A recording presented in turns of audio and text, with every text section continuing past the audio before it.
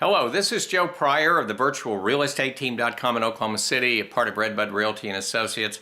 A question I get asked both by people wanting to live in a home and investors wanting to buy a home for a rental is, Joe, what's the better buy, a short sale or a foreclosure?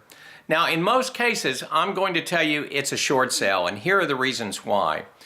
And I want to contrast the two. Now, I don't want this to be absolute. I don't want it to be, well, never buy a foreclosure, only buy short sales, but I want to contrast what the advantages are to a short sale for you as a rule. Number one, in a short sale, there's only one buyer involved in a short sale. When we get a contract on a short sale, that one contract is sent into the lender. That is all. They are trusting us to get the right offer for them at a fair market value, even though it's going to be less than a normal value. And so there's an advantage there. Whereas in foreclosures, what I'm finding right now, even in Oklahoma City, that's not a meltdown market, but when they do come on the market, there are multiple offers. And so the tendency is to get into that auction mentality and get them bid up. So very often, in fact, I'd say the majority of time, foreclosures are sold at higher than what they're listed for, whereas short sales are sold for less than they're listed for.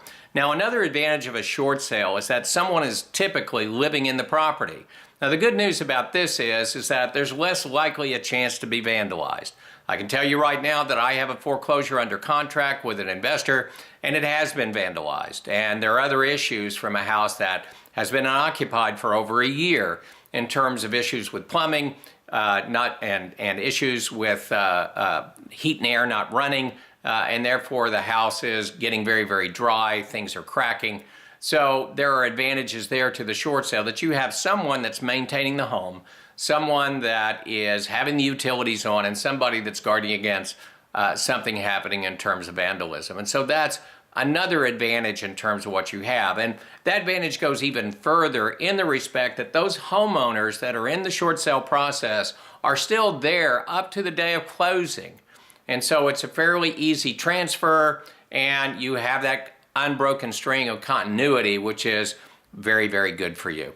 Typically, the short sale client, of course, is very, very grateful that things are going well and that they're avoiding foreclosure, and they're still treating that house as if it's their own, as if this short sale wasn't happening.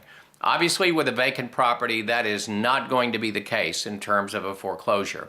So what I'm going to tell you is the advantages are one client per home on a short sale, multiples bidding and having the lender make the decision at that point among multiple bids that bidding over, that you have someone in the house maintaining it, keeping the utilities on in an unbroken string until we get to closing, less likely that we're going to have vandalism in the home.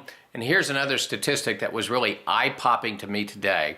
The typical discount on a foreclosure, and this is because these things are bidding up, is about 10%. The typical discount that you're getting on a short sale is about 20%.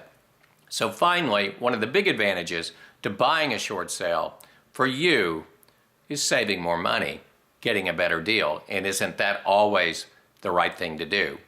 I want you to know that in either case, what we're going to do is give you the benefit of our experience and tell you that if something is not right, regardless of whether it's a short sale or foreclosure, we're going to tell you to walk away when it's the right thing. We're going to tell you to proceed and go on when it's the right thing.